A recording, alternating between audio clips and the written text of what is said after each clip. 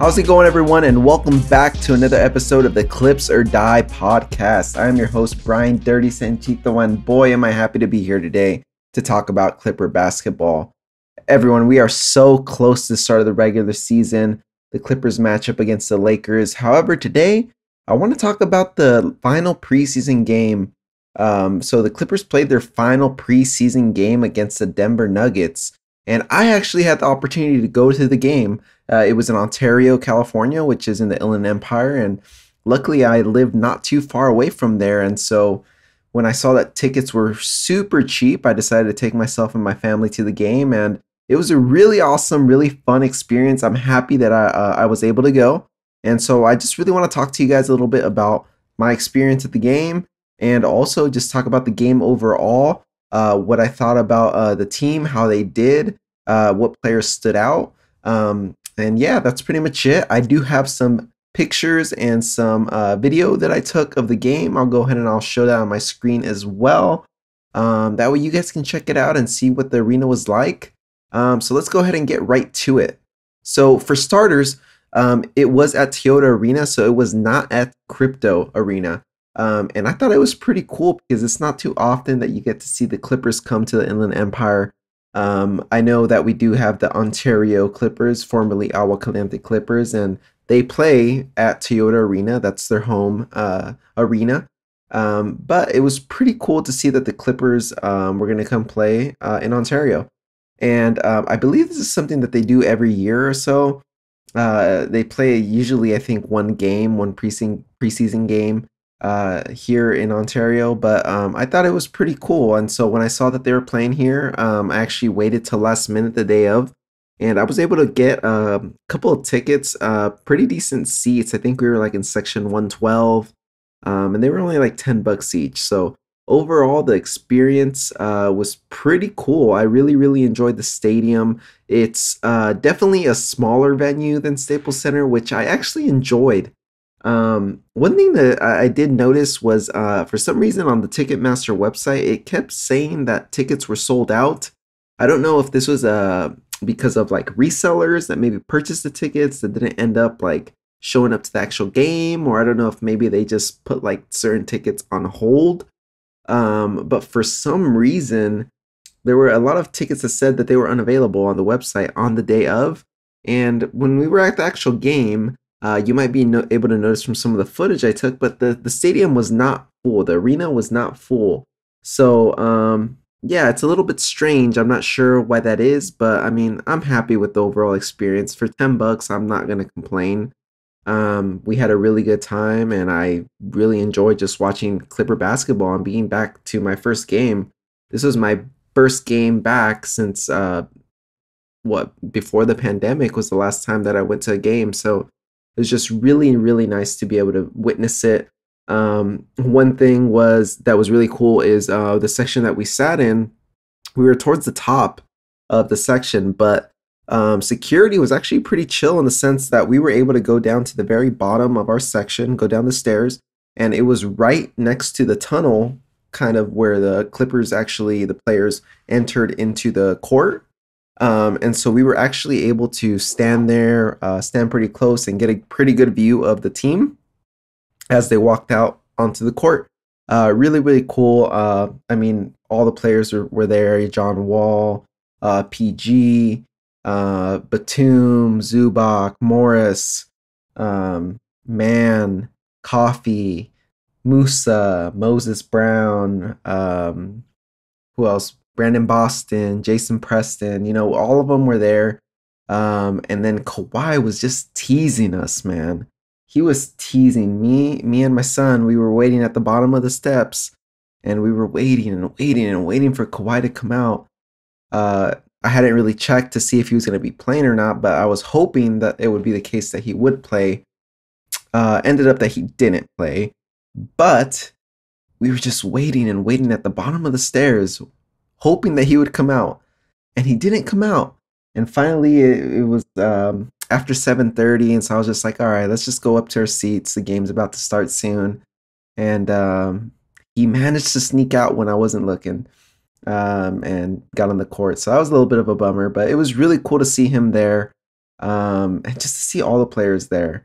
Overall, the game was pretty interesting. I would say it started off, in my opinion, the Clippers looked pretty good in the first quarter, and then from there, the game was pretty much in the Denver Nuggets' hands for the most part from there moving forward.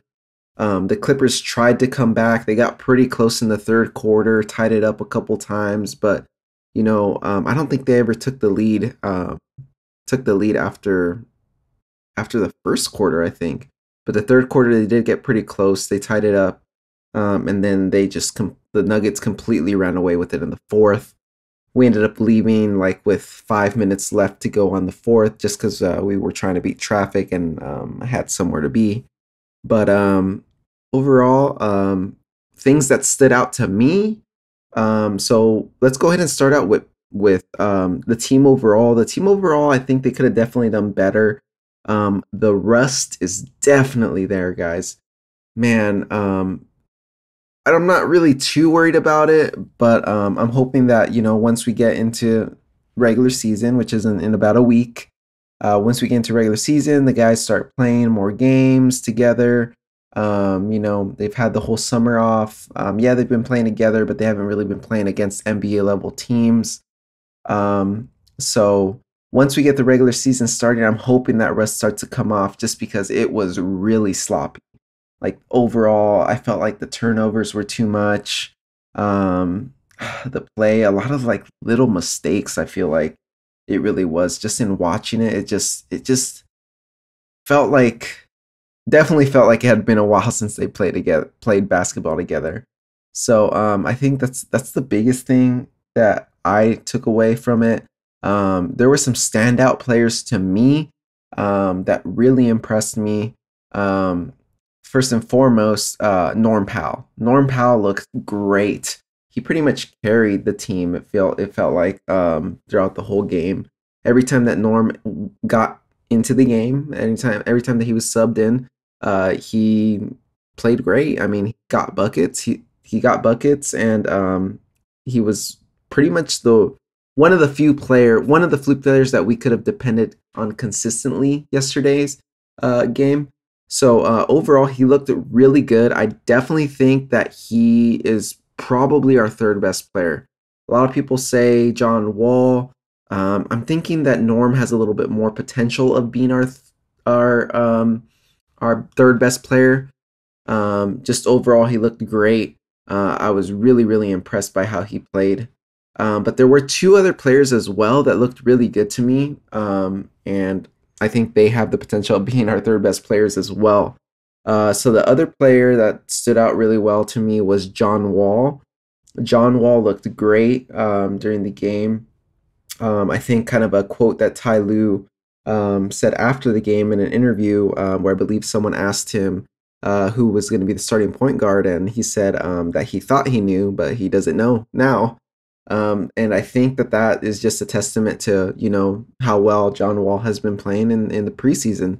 And I think Reggie has done a great job since he's come to the Clippers. I know that sometimes it can be a little bit scary with his shot selection and when he starts to play hero ball, but in reality, Reggie has gotten us out of situations.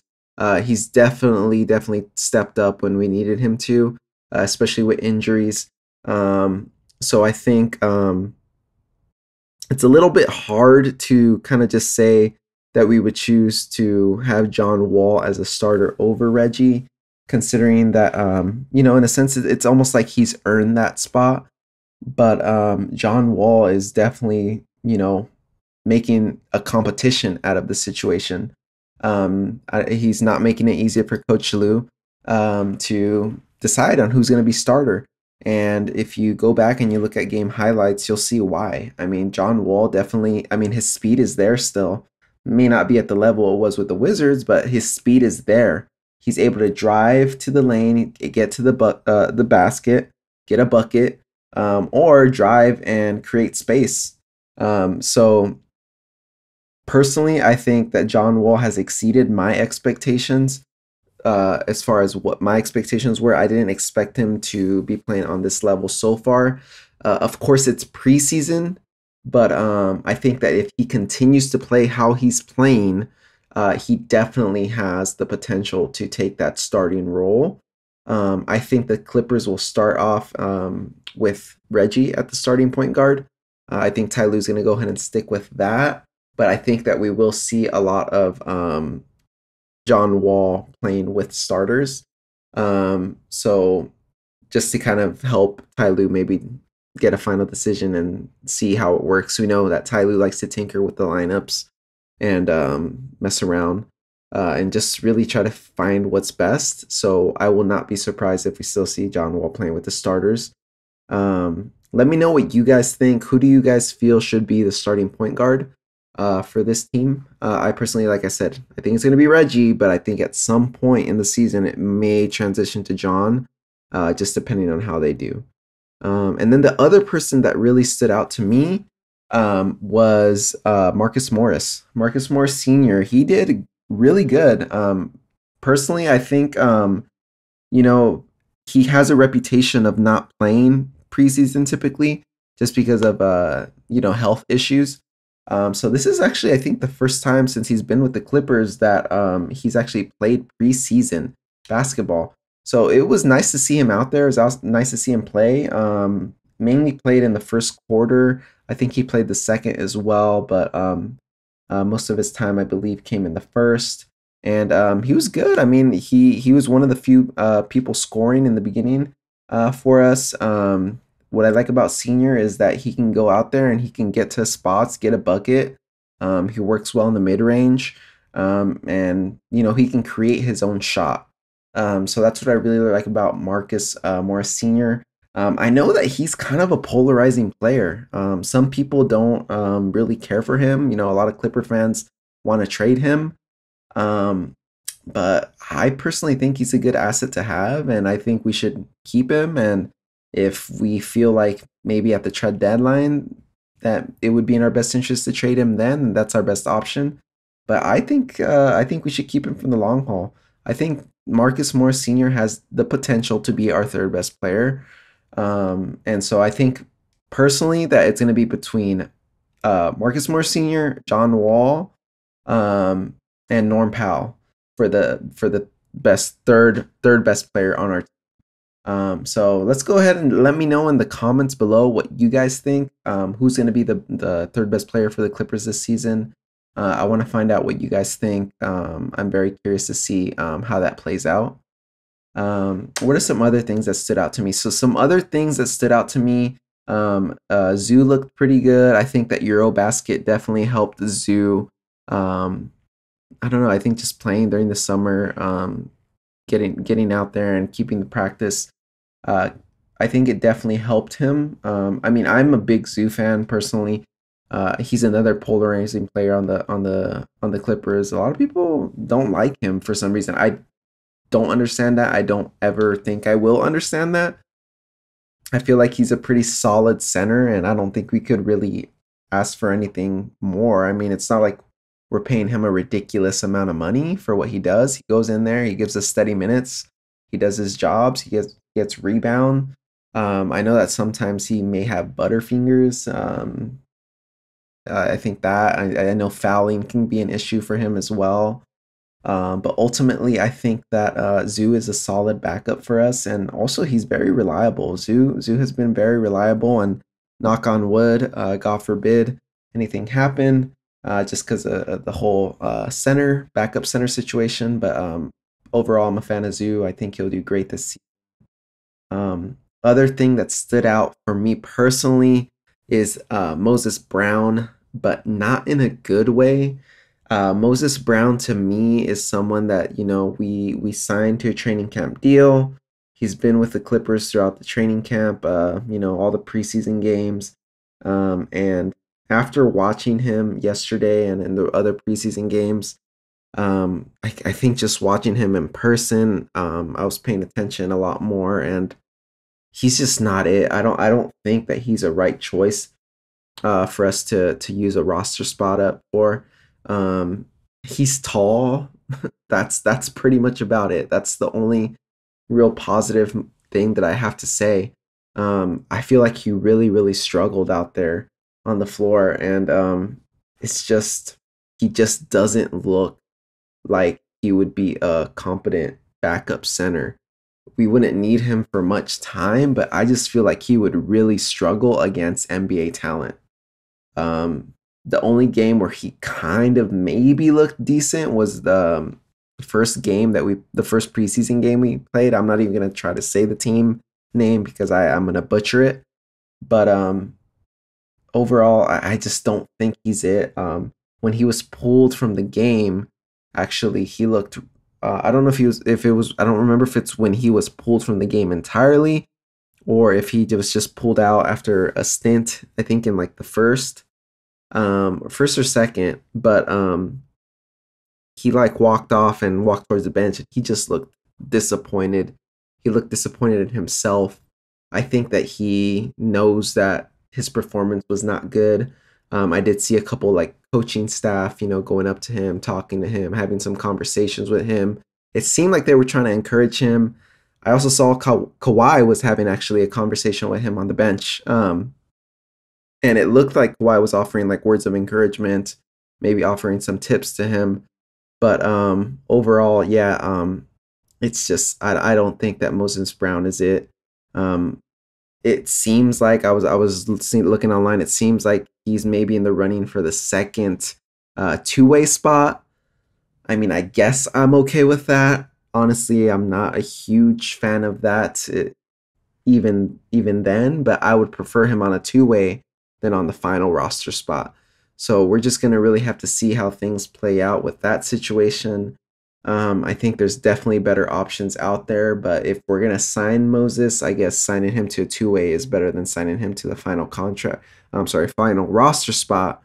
We can keep that final roster spot open and hopefully sign someone that will have a better and bigger impact on the team in the few minutes that they'll be playing. Um, but that's pretty much it as far as Moses Brown goes. Let me know what you guys think about that. If you guys have been watching the games and seeing him play, let me know how you guys think he's doing. Other things, Luke Kennard looked really good to me. I think Luke Kennard is showing that um, he's pretty reliable. I mean, he's a pretty consistent scorer. One thing I did notice too is I feel like he's putting in more of an effort on defense too. I mean, I don't think he's necessarily known for his defense, but I think he's at least trying and making an effort. So that's one thing I'll say about Luke. Is that I felt like he was at least trying to make an effort on the defensive end. Um, Person that didn't stand out, Brandon Boston. Man, Brandon Boston. I used to be so high on Brandon Boston, and I still have faith that he will develop. But I feel like he's kind of been forcing too much. When he plays, he forces too much. I feel like, at least that's my opinion of Brandon Boston. Um, I feel like he definitely has the potential still, but I think he definitely needs to spend a lot of time in Ontario with the Clippers G League team, and we just really need to work on developing him. So that's my opinion on Brandon Boston. And then I think the last person. Oh, actually, you have a couple other people. Moussa, Moussa looked great. Moussa went in. Check the highlights, guys. Check the highlights. He had an amazing dunk, amazing poster. Oh my God, it was awesome. He literally committed murder in Ontario against the Nuggets yesterday, and it was such an awesome dunk. The thing that I love about Moussa is he goes in there, he goes into the game, and he brings energy. It's contagious. It's like as soon as he goes in there, he provides that spark, that energy. He's hustling, man. He's trying to get rebounds. He's trying to play defense. The effort is there. And that's what I really, really, really like about him. His motor is amazing. I think that he has a lot of potential. We need to not fail. I think that if we develop him and really work hard on getting him to the NBA level, he is going to be, he has the potential of being a star, uh, a star talent for the Clippers in the future. So I really am high on Moussa.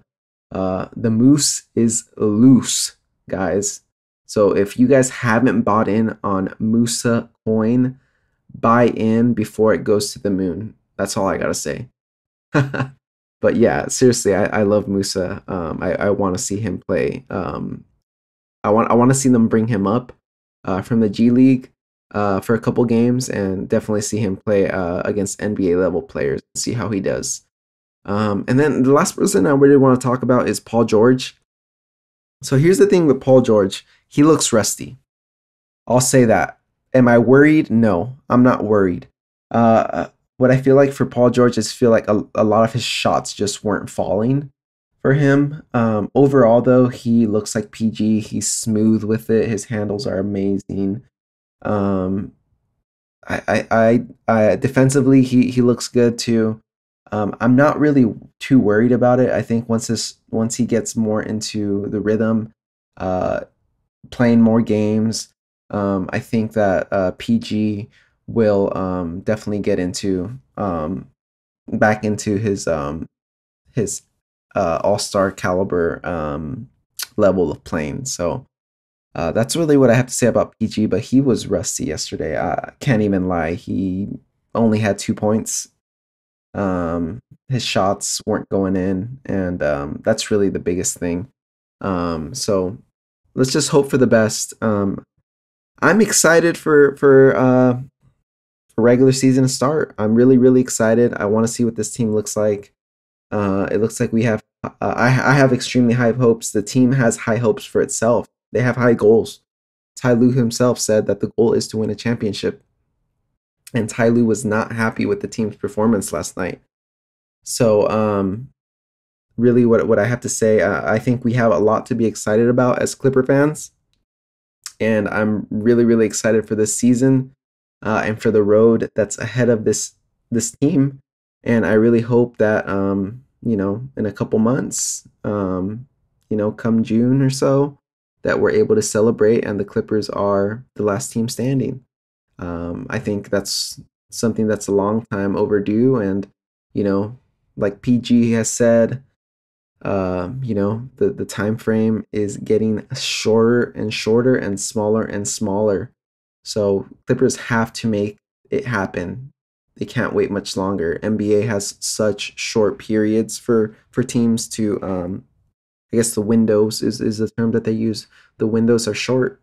So we need to make the most out of it and try to get a championship with this team. So yeah, we'll just have to see how it goes. Really, other than that, that's pretty much it. We still have that final roster spot, guys. Final roster spot, and the two-way is not official. It's not official that Moses has signed the two-way. So I guess we need to just wait and see. Let me know who you guys want to see in that final roster spot. We got one more. Do you want to see another center? Do you want to see another type of another player, another wing, another guard? Let me know what you guys think. Thank you guys so much for watching. Thank you guys so much for the support, listening. If you're listening to this on a podcast, I really appreciate your support. Please like and subscribe. If you're watching this on YouTube, go ahead and follow me if you're listening to this on a podcast streaming app. That way you can stay up to date when I post new episodes. Once regular season starts here, I'm definitely going to be posting a little bit more. We're going to have more to talk about, so I'm going to keep it a lot more consistent. But thank you so much for your support. Thank you for helping me grow this channel. And I look forward to seeing you guys on the next one. Peace.